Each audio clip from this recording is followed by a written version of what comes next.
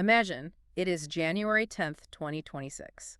You're walking down the street on this blistering winter evening. Oh, that sounds miserable. Right, the wind is just cutting right through your jacket, literally chilling you to the bone. Or, alternatively, picture yourself enduring a grueling 24-hour fast. Yeah, both of those scenarios are going to trigger some intense reactions. Exactly. And I want you to notice what happens to your mind in that extreme state. Because all of your higher level human concerns, like your career ambitions, your complex relationships, even just your polite social graces, they are suddenly completely erased by this visceral, overwhelming craving. It's like flipping a switch in the brain. It really is. And welcome to today's deep dive, where we are getting into exactly that. We're pulling from the Drive States chapter of the Noba Discovering Psychology 2.0 textbook that's authored by Sudeep, Bhatia and George Loewenstein. It's a fantastic chapter. Really gets into the mechanics of why we do what we do. Yeah, the mission today is to decode this quiet, relentless battle for survival that is unfolding inside the mammalian brain every single second. We want to figure out how ancient biological programming dictates your everyday choices, even the ones you think you're making, entirely on your own. Because, spoiler alert, a lot of the time you really aren't. Right. Looking at how this chapter breaks down human behavior, I was thinking about it, and it feels like our brain functions like a high-end smartphone. Oh, I like that analogy. Yeah, like when everything is fine, when we have a full battery, we can run all these complex background apps. We have our long-term planning, our hobbies, empathy, all of it is just running smoothly. But when a drive state hits, like when you get way too cold or too hungry, Yeah. that battery drops to 1%. Exactly. The phone goes into this extreme emergency power-saving mode, forcibly shuts down everything except the core critical functions needed to keep the hardware alive. And the mechanism the body uses to enforce that 1% battery mode is called homeostasis. Think of homeostasis as an incredibly strict biological thermostat. Okay, a thermostat. Right. Your body is this finely tuned machine, but it's operating in a really chaotic environment. So it has a predetermined set point for every single internal system. We're talking about blood sugar, hydration, core temperature, oxygen levels. And if it gets off balance... If any of those critical variables drop below or rise above their strict set points, the body immediately triggers a drive state to force you into corrective action. Force being the operative word there. Yeah. I mean, it doesn't just send a polite push notification, does it? Not at all. It relies on a highly ancient, deeply ingrained system of sensory rewards and punishments. When you deviate from a healthy set point, your brain just punishes you with physical misery. So that's the shivering, the stomach cramps, that kind of thing. Exactly. You shiver uncontrollably, your mouth turns to sandpaper. But when you finally engage in a behavior that moves your internal system back toward equilibrium, the brain rewards you with this intense, overwhelming rush of pleasure. Oh, The physiologist Walter Cannon actually framed this dynamic beautifully. He wrote, "The nervous system is a masterpiece of evolutionary engineering, designed primarily to keep the internal environment constant despite an unpredictable external world." Wow. Let me make sure I understand the mechanics here, though. The intense pleasure we feel from, say, plunging our freezing, stiff hands into a sink of warm water after being out in the snow, Yeah. that isn't about the water itself being inherently good or, magical. It's literally just our body manipulating us with a chemical reward for fixing the thermostat. That is exactly it. The warm water only feels euphoric because your core temperature was dropping.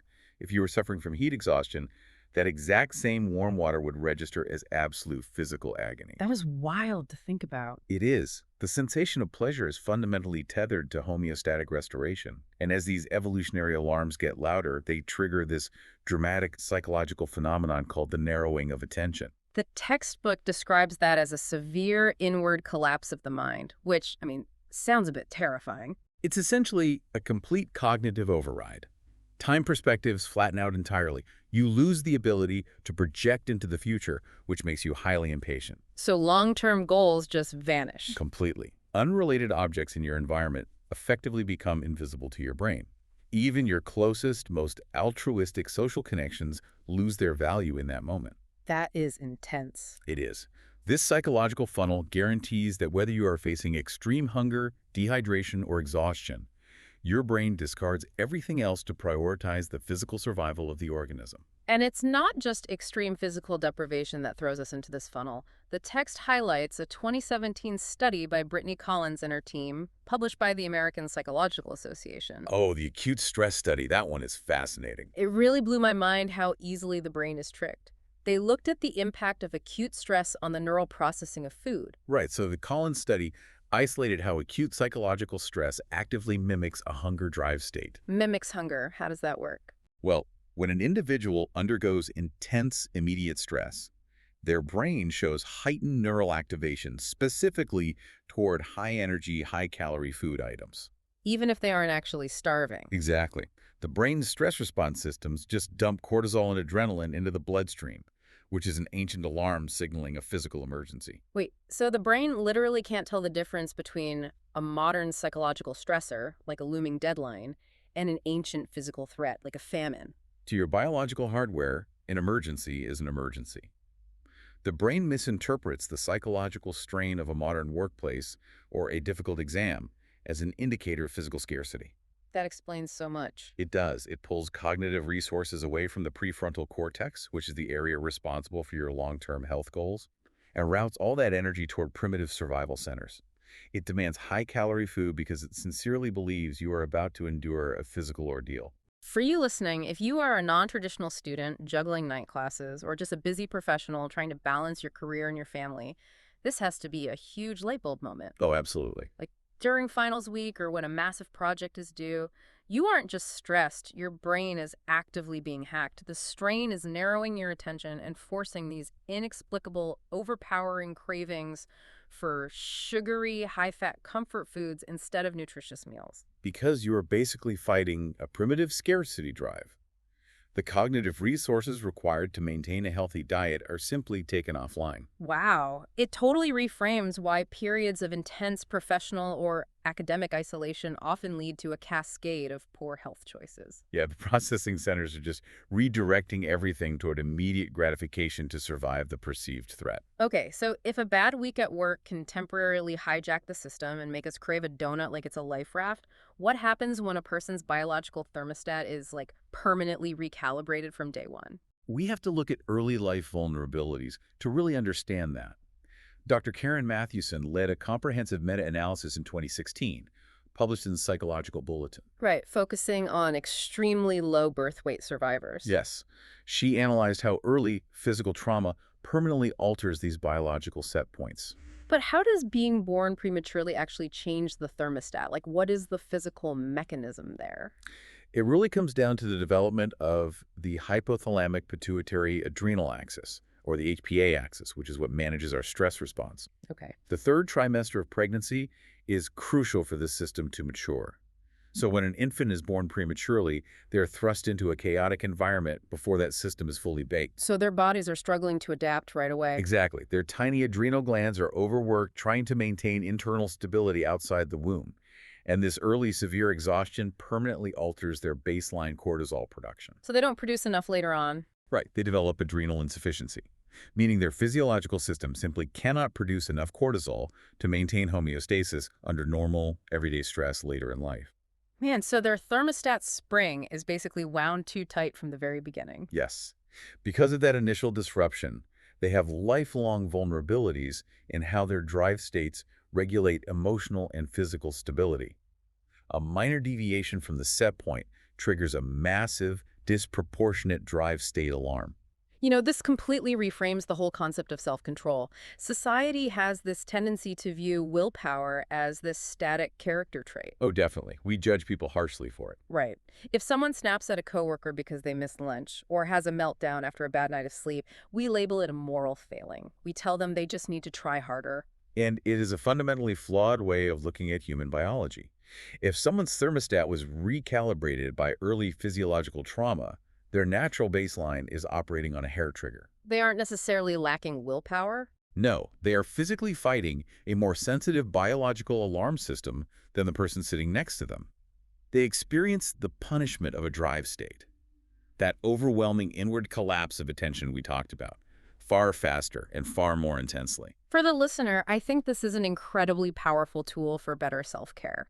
If you find your body overreacting to sleep deprivation or hunger, understanding these different internal baselines gives you permission to forgive your unique physical responses to academic or professional pressure. It's so liberating to understand that. The text includes this fantastic quote from Don Jackson.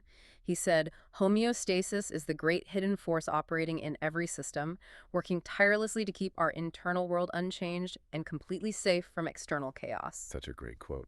Realizing that this hidden force operates on a different scale for different people changes how we have to view human behavior entirely. It really requires us to extend a lot of grace, both to ourselves and to others. Absolutely. So, we've established how our bodies force us to seek survival necessities. But in the modern world, we are driven toward a lot of things that aren't actually keeping us alive. How do these primitive systems get exploited? Well, the textbook categorizes drive states to explain this. You have internal, visceral drives like hunger and thirst, which are triggered by low blood glucose or dropping fluid levels. Okay, the internal stuff. Then you have external drives. Fear instantly prioritizes survival when a threat appears in the environment. Sexual arousal is a complex motivator ignited by both internal hormonal cycles and external visual cues.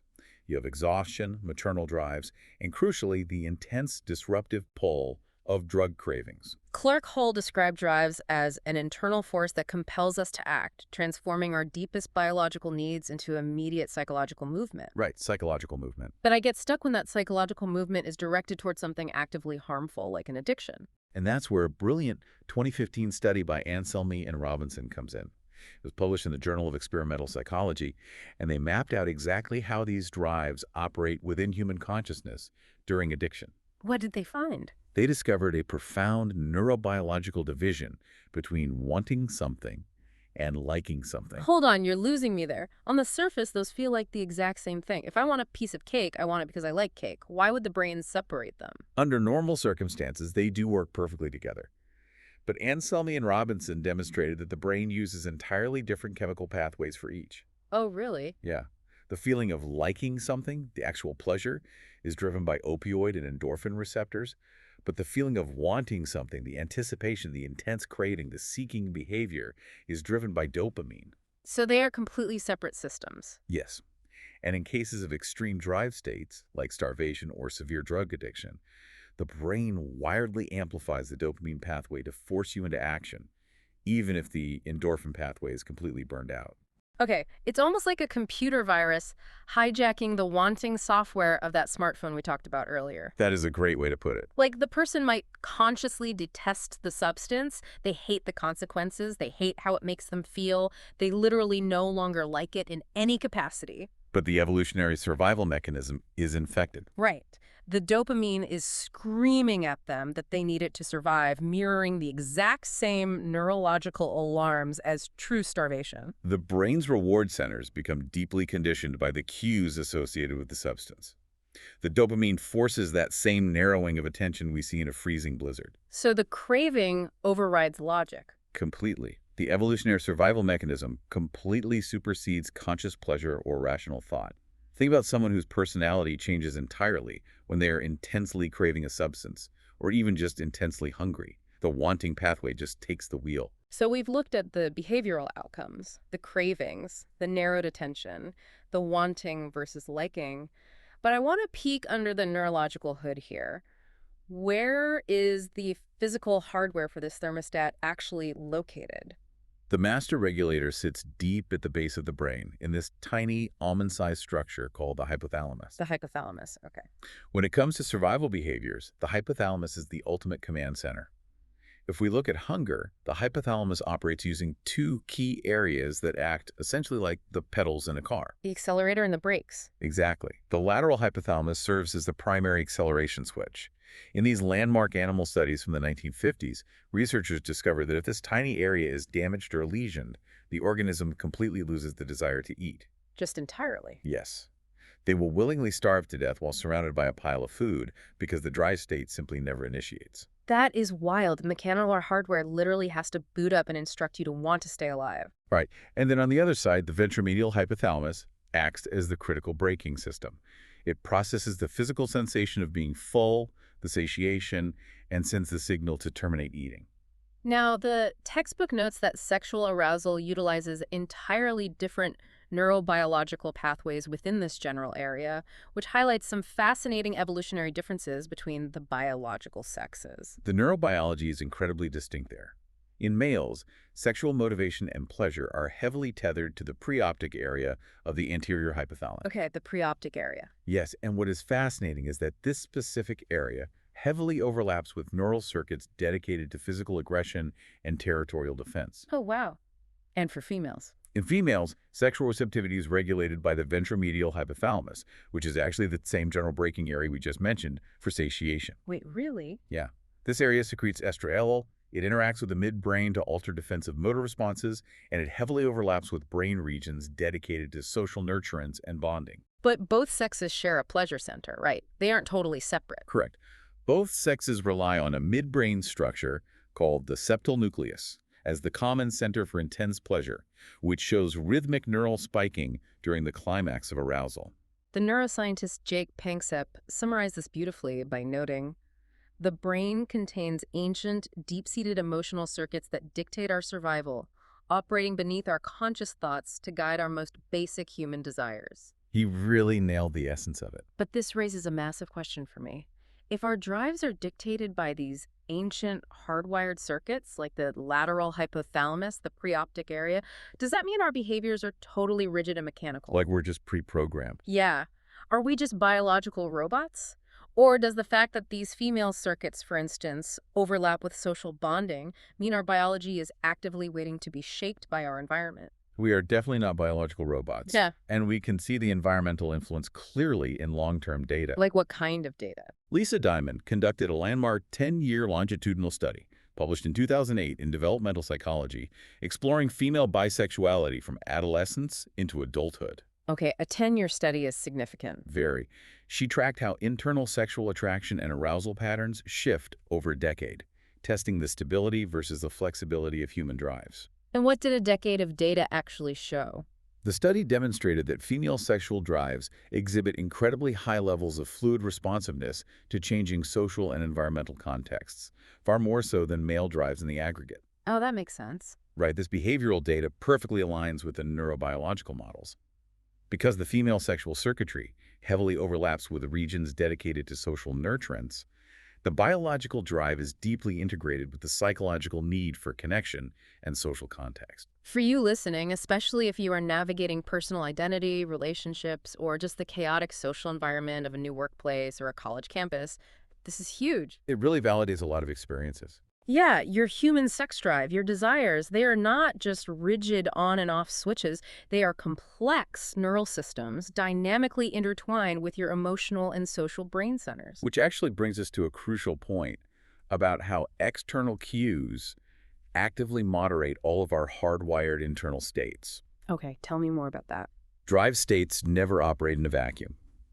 Hunger is fundamentally driven internally by dropping blood glucose, sure, but it is heavily moderated by what you encounter in the world. Right, like walking past a bakery or seeing a beautifully arranged plate of food on a commercial.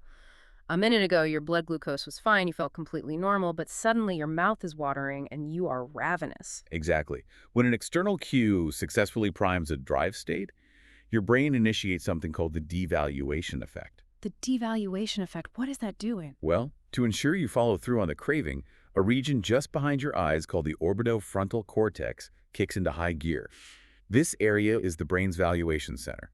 It calculates what things are worth. When the drive state is primed, neurons in the orbitofrontal cortex fire rapidly, doing two things simultaneously: massively increasing the reward value of the food and actively stripping value from non-food items. It devalues everything else. That's why when you are starving, you don't care about the movie you were watching or the conversation you were having. The orbitofrontal cortex is literally making everything else invisible. It completely shifts your priorities on a chemical level. George Loewenstein put it perfectly in the text. He wrote, "Our desires are not fixed constants. They are dynamic equations constantly rewritten by the sights, smells, and internal chemical tides of the moment." It's a constant recalibration. So how do we defend against this? Because modern campuses and workplaces are basically obstacle courses filled with external cues designed to trigger the devaluation effect. They really are. Vending machines, fast food ads, break room donuts. Yeah. They are all strategically placed to ignite that lateral hypothalamus. Well, modern nutritional psychology does offer a defense mechanism. Dr. Charlotte Hagerman and her team published a study in Health Psychology in 2026, investigating how to manage these primary drive states in an environment full of triggers. Oh, that's recent. What did they look at? They looked at whether routinized eating behaviors could outsmart the brain's hardware. What is the mechanical advantage of a routine, though? The study found that individuals who establish strict, repeatable meal patterns and stable daily calorie intakes are far more successful at managing hunger drives because they remove the burden of choice from the orbitofrontal cortex. Oh, they don't even have to make a decision. Exactly. By not leaving meals up to chance or sudden inspiration, participants prevented unpredictable external cues from ever waking up the lateral hypothalamus. They neutralized the triggers before the drive state could even initiate. Synthesizing this for you, the listener. If you are trying to survive finals week, a massive work project, or just a chaotic stretch of life, relying on sheer willpower is a trap. A total trap. Willpower requires fighting against millions of years of evolutionary engineering and a localized chemical dump in your brain. The real hack is structure. By scheduling your routines, by deciding in advance what and when you will eat, you are essentially outsmarting your own lateral hypothalamus. You're removing the environmental triggers that cause that inward psychological collapse. Right. By controlling